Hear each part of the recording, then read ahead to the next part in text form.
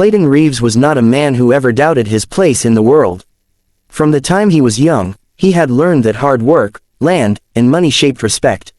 He owned thousands of acres, cattle that grazed as far as the horizon could stretch, and barns filled with the smell of hay and horse sweat. In town, people tipped their hats when he passed. His name carried weight in every conversation about business, property, or cattle drives. Yet behind all that power and wealth, Clayton often found himself alone at night, staring into the flames of his fireplace, with only silence pressing in around him. Loneliness was something he never admitted to anyone, not even himself. A cowboy like him wasn't supposed to feel that way. Mariah was different from the world he knew. She had arrived at his ranch 2 years ago, needing work after her father passed away. She was shy to the point of disappearing, barely speaking unless directly spoken to, and even then her voice was so soft one had to lean in to catch her words. Clayton rarely paid much attention at first, but over time, he found himself noticing her in small ways, the way she tied her hair back with a plain ribbon, the way she worked tirelessly without ever asking for thanks, and the way her eyes carried a sadness she never spoke of. She wasn't like the women in town who wore perfume and painted smiles, waiting for his attention. Mariah avoided attention altogether, and that bothered him more than he cared to admit. One evening, after a day filled with arguments over a contract for new grazing rights, Clayton was exhausted. The ranch house felt unusually quiet, as though the walls themselves had soaked up the tension from the long day. He sank down onto his wide leather sofa near the fire, boots still on, hat tossed carelessly on the table. His muscles ached, his mind churned, but he couldn't let anyone see. He closed his eyes, letting the warmth of the fire soften his body. That was when an idea struck him, strange and almost childish, but irresistible. He wanted to know what Mariah thought of him when he wasn't watching. Did she fear him like so many others did? Did she resent him for his pride? Or, could it be something else? The sound of footsteps reached his ears, light and careful.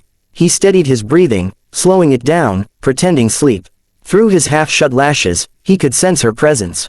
She carried something in her arms, soft, he guessed a blanket. She hesitated at the doorway as if debating whether to step closer. Then, after a pause, she did. Mariah moved toward him with a gentleness that made his chest tighten. She looked at him for a long moment, her eyes tracing the lines of his face, the tired set of his jaw. He could feel the weight of her gaze, supposed to be asleep, testing her, but it was he who felt like the one under examination. Carefully, she unfolded the blanket and spread it across his chest, her touch lingering a fraction too long as she adjusted it over his shoulder. Clayton's breath almost faltered when her fingers brushed him, feather-light, cautious, as if she were afraid to wake him.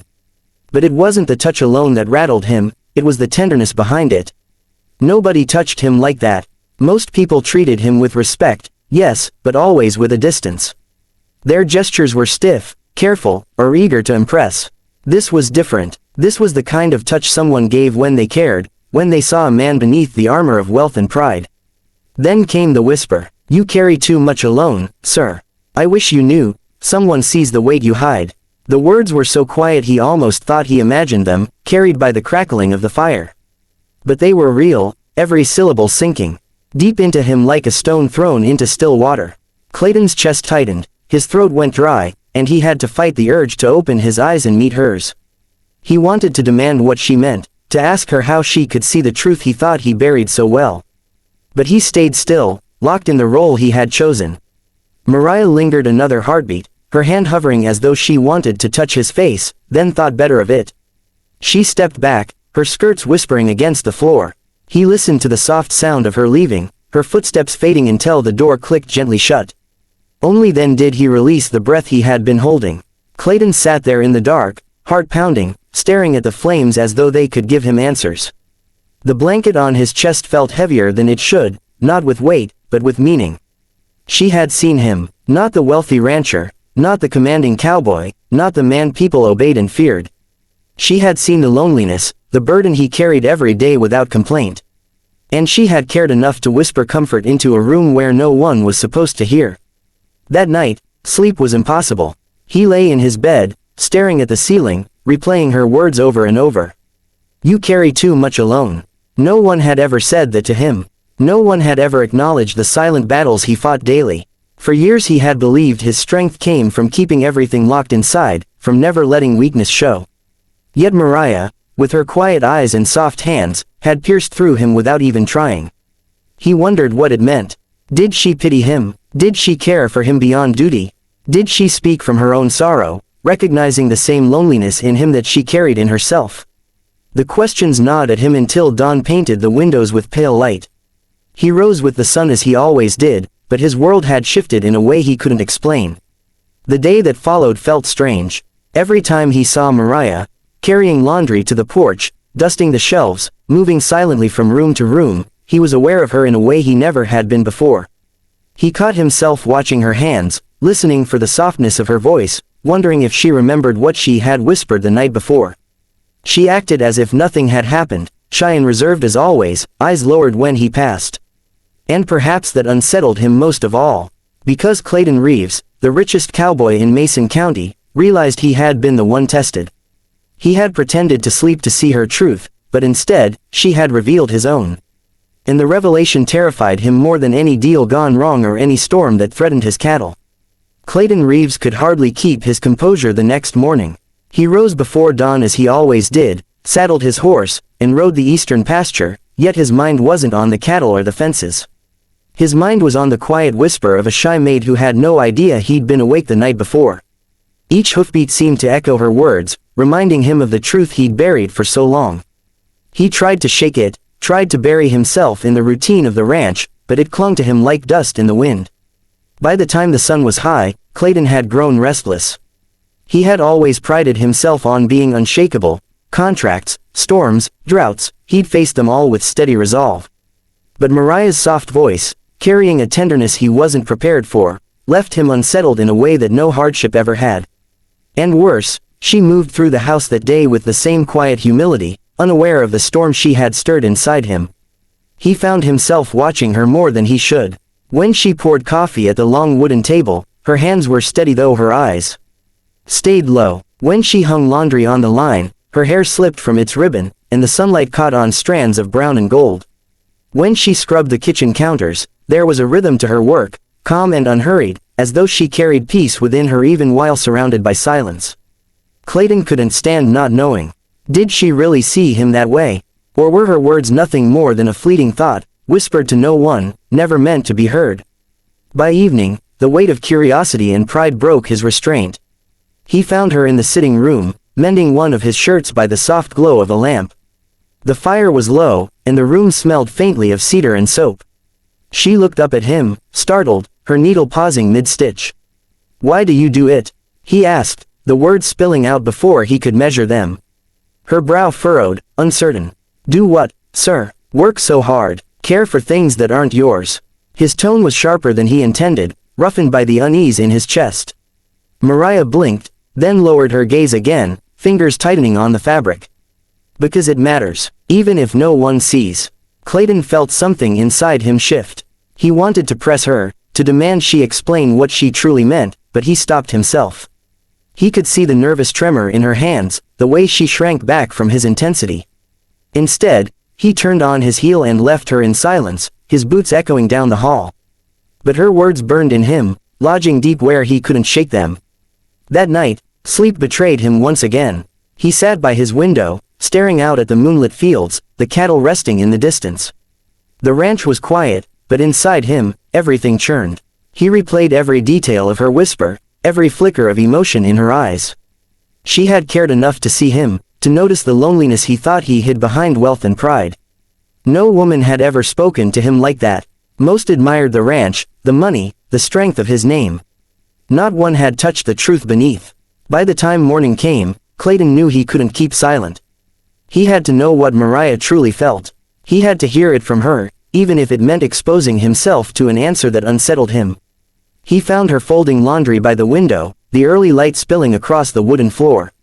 Her posture was straight, her movements steady, but when she noticed him watching, she froze, her hands clenching the fabric tighter. "I need to ask you something," he said, his voice quieter than usual, almost hesitant. She looked up slowly, her eyes wide, like a deer caught in sudden light. "Yes, sir. Last night," he began, his throat dry. "When you thought I was asleep. Why did you say what you said?" Her face drained of color. The linen in her hand slipped, falling to the floor, forgotten. "You heard." "I did," he admitted. "Every word." The room felt heavy with silence, the kind that pressed down until breathing was hard. Mariah's lips trembled as she tried to form words. At last, she whispered, "I didn't mean for you to hear. It wasn't my place." "Maybe not," Clayton said, stepping closer, his voice low but firm. "But I need to know why. Why would you say something like that if you didn't mean it?" Her gaze dropped, her hands twisting together nervously. "Because it's true. You're always strong for everyone. You carry burdens nobody else sees. But I see them. I see the weight in your eyes when you think no one's looking. And I just wanted you to know someone cared. Even if you never knew it was me."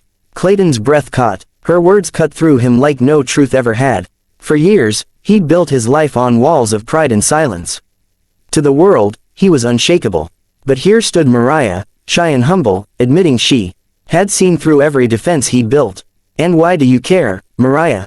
he asked, his voice breaking softer now, almost a plea. "I'm just your employer, a man who pays you wages." Her eyes lifted, hesitant but clear, and in them he saw courage that belied her shy demeanor. "Because sometimes," she said, her voice trembling, "it's the quiet ones who notice the lonely hearts. And I've known loneliness too well not to recognize it in someone else." The words hung between them, fragile but powerful. Clayton felt his chest ache, not from pride this time, but from the walls crumbling inside him. He had expected pity, maybe duty. But what he heard was something deeper, a truth spoken from one wounded soul to another. He took a step closer, the floor creaking under his boots. She didn't move back, though her breath quickened. For a long moment, neither spoke.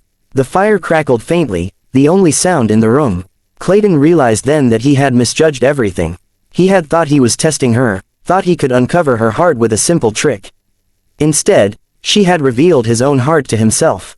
For the first time in years, he saw clearly that wealth and strength meant little if carried in solitude.